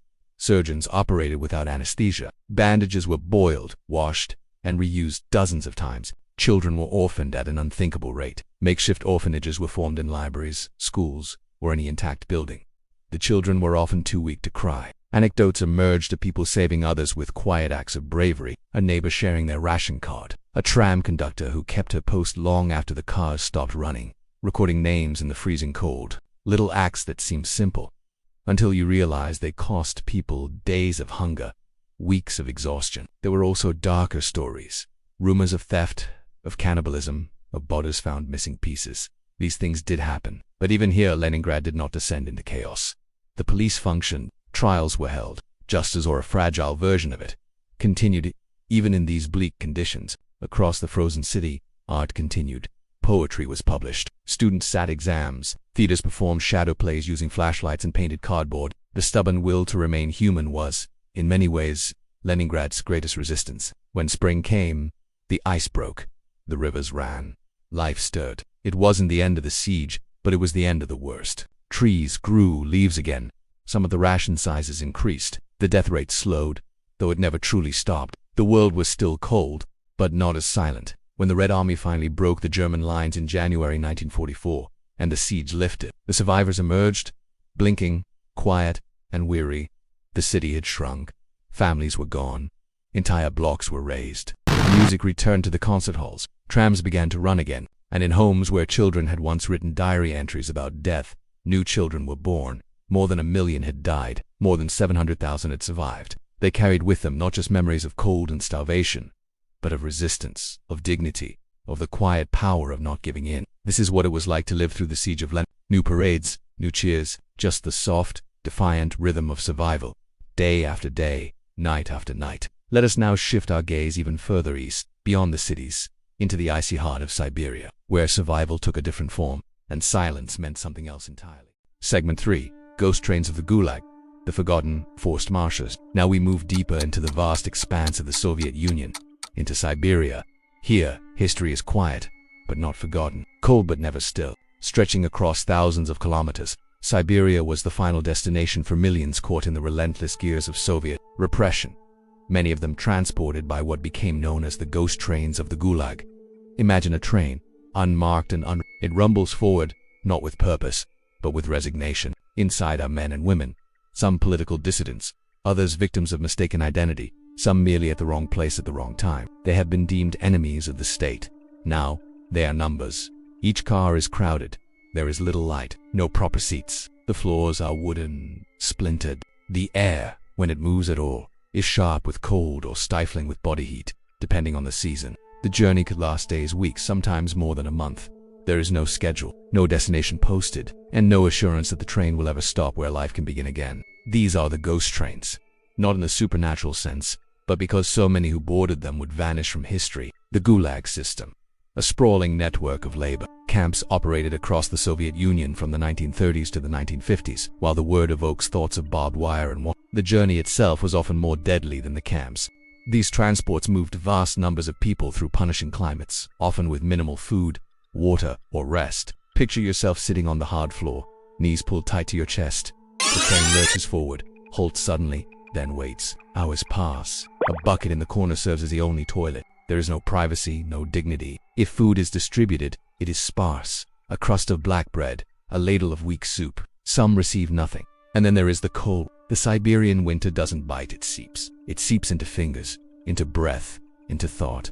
Steel walls offer no insulation. Prisoners wrap themselves in rags, share warmth, try not to sleep, because in this cold, sleep can be final. Some never wake. These trains moved through uninhabited terrain, frozen forests, endless plains. If a prisoner died, there was often no formal process. Bodies were removed when convenient, or left until the next stop. For those still breathing, the journey continued, and with it, the slow erosion of identity. Upon arrival, the landscape changed little. The camps were distant, isolated, and built by those who would inhabit them. Men and women disembarked not into barracks, but into snow. They were told to work, clearing land, chopping trees, digging foundations. Some were still weak from the train. Some had lost fingers or toes. Still, the work began. In one memoir, a survivor recalled building her own barracks with other female prisoners, using makeshift tools and broken timbers. The wind tore at their coats. Their hands blistered. There were no breaks, only punishments for slowing. Imagine a world where the calendar doesn't matter, where days blur. Work begins at first light and ends only when the gods allow. Sleep is rare, thin, interrupted by cold or hunger or the cries of someone nearby. And yet, even here, people adapted. They formed secret friendships, shared songs from childhood, traded bits of bread for a smile, for a favor, for news from another camp. Language barriers fell quickly. Shared suffering spoke clearly. Some carved poetry into walls. Others memorized entire books, reciting chapters by heart at night. Guards were not always cruel, but often indifferent. They rotated frequently, themselves tired, underpaid, and cold. Some were barely older than the prisoners. Others were former inmates, now elevated to keep order. Their presence reminded everyone that roles could shift suddenly. The camps operated like small cities. There were kitchens, infirmaries, work crews, yet all were under constant surveillance. Informants were everywhere. A misplaced word, a joke, a complaint could mean solitary confinement, or worse. Despite this, acts of resistance persisted. Secret newsletters were copied by hand, messages etched onto scraps of bark, names of the dead recorded and hidden in tin cans. These quiet rebellions, though easily crushed, preserved dignity, memory, humanity. Many prisoners were intellectuals, writers, teachers, engineers. Some taught others during short breaks, lessons in mathematics, language, history. A woman in one camp offered English lessons, her only chalk, a burnt stick on wooden planks. And there were the ghost trains back. Not everyone was sentenced to life. Some were released, but return was not always salvation. They came back to cities that no longer remembered them. Families had moved, jobs disappeared. In some cases, official documents denied they had ever been arrested. The years in the camp erased, yet these survivors remembered. And slowly, they began to write, to speak. And through their stories, the ghost trains emerged from silence. Today, monuments stand in some of these remote locations. Wooden crosses, rusting rail ties, stones engraved with names and dates. The landscape has begun to acknowledge what it once tried to hide. In Siberia's frozen expanse, the past lingers, patient and heavy. The ghost trains did not whistle. They carried lives that history almost forgot, but not entirely. Let us now turn toward the officers of the Eastern Front, the other side of this vast and brutal war, where polished boots met frozen ground, and strategy collapsed beneath snowfall and the resilience of an underestimated enemy. Segment 4.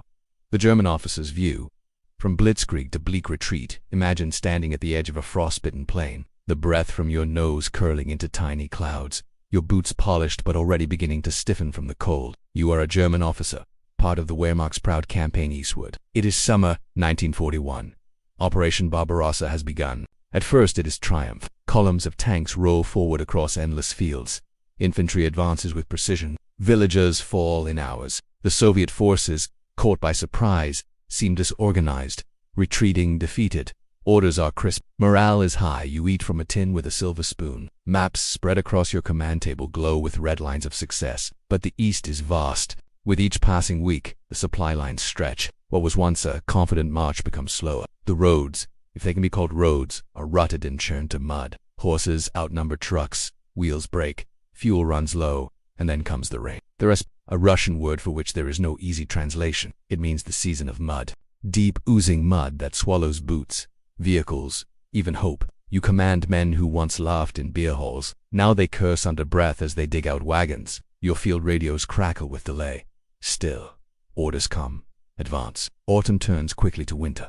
The first frost arrives earlier than expected. The uniforms issued for this campaign, designed for European climates, are woefully inadequate. Officers like yourself may have better coats, warmer gloves, but even you are not immune. You try to write home, a letter to a wife, a child, but the ink freezes in your pen. Your hands tremble. You slip the letter back into your breast pocket, unfinished. By the time you reach the outskirts of Moscow, the cold has set in. The earth is iron. The wind never stops. Your men now wear layers of whatever they can scavenge.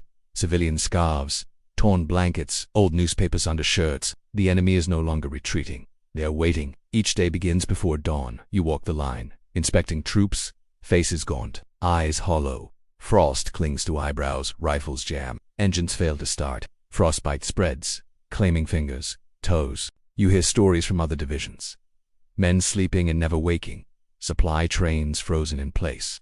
The Soviet resistance stiffens. Partisans strike from forests. Trenches appear overnight. And worst of all, the Red Army, hardened and relentless, begins to push back. Suddenly, the roles reverse. You are no longer advancing. You are holding, then retreating. Retreat is a word soaked in shame. You try to maintain order. USU commands. But order crumbles, bridges are blown, roads clogged with refugees. Not just soldiers but civilians fleeing westward.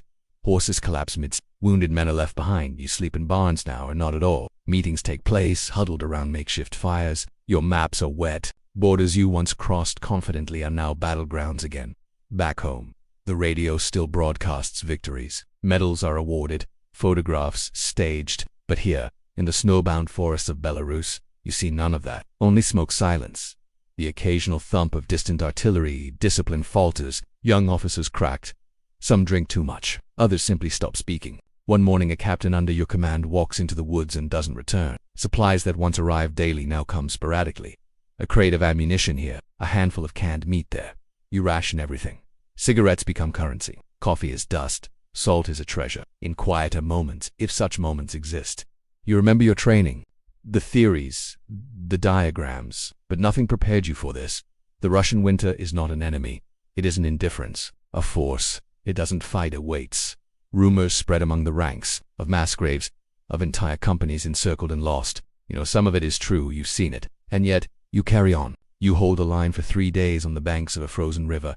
You issue orders with your fingers numb. You comfort a soldier who no longer remembers his own name. You dig trenches with gloved hands and pray for warmth. Some officers deserts you do, not out of loyalty to the regime, but to your men, the ones who still look to you, who still ask what to do next. When spring comes, if it ever does, you are not the man who crossed the border months before. Your uniform is patched, your boots are worn, your gaze is distant. The Eastern Front has changed you, stripped away layers of certainty, of pride, left behind something raw. You no longer speak of victory. You speak of survival. This was the reality for many German officers. Not the lightning war of headlines, but the slow erosion of strength, of will. The vastness of Russia consumed them, not with battle alone, but with distance, weather, and time. Now, as the ice begins to melt, you prepare for another march. Not forward, but westward. Back to cities you barely remember. Through forests you now fear. Past graves you helped dig. And somewhere in the thaw, the war begins again. Let us now take a final moment, not to recount another story, but to reflect, to return to the beginning, where this long, cold journey began, and to breathe softly in the silence that history leaves behind. Conclusion: frozen echoes, a whisper from the past now. As our long journey draws to a close, let us return gently to where we began, to the shattered buildings of Stalingrad, to the frostbitten fingers gripping rifles with no bullets, to the crumbling faces of children who endured 872 days of starvation in Lent, to the rattling trains disappearing into the Siberian white, to the haunted silence of German officers watching the Eastern dream unravel under snow and steel. The Eastern Front was not merely a battlefield, it was a frozen crucible of endurance, a brutal reckoning with the elements, and with humanity itself. More than weapons or ideology, it was the cold, the hunger, the endless marshes, and the stubborn will to survive that defined it. It consumed millions, not just in combat but in waiting, in freezing, in longing. And in that long wait, humanity flickered faintly but stubbornly. In a shared cigarette, a rescued comrade, a letter home never sent. The Eastern Front teaches us not only about war but about the silence between battles. The snowflakes that fell softly even as cities crumbled. The dirt floors where mothers cradled starving children. The worn boots that kept walking even when there was nowhere left to go. These are not the loud stories of generals in glory. These are the quiet, forgotten moments, the ones that history books rarely record, and yet they are the moments that linger. So let the whisper of this history follow you into rest. Let the echoes of frost and footfalls fade gently. Let the long, bitter march dissolve into stillness. Because even in the darkest winters, warmth was sought, and even on the coldest front, some embers of humanity remained. You have walked with them now, through the ruins, across the snowfields, down the iron rails, into the frostbitten command tents. You have heard their footsteps, felt their hunger, witnessed their resolve, and now you may rest. The orders have ceased. The gunfire is silent. The snow falls peacefully. Sleep well.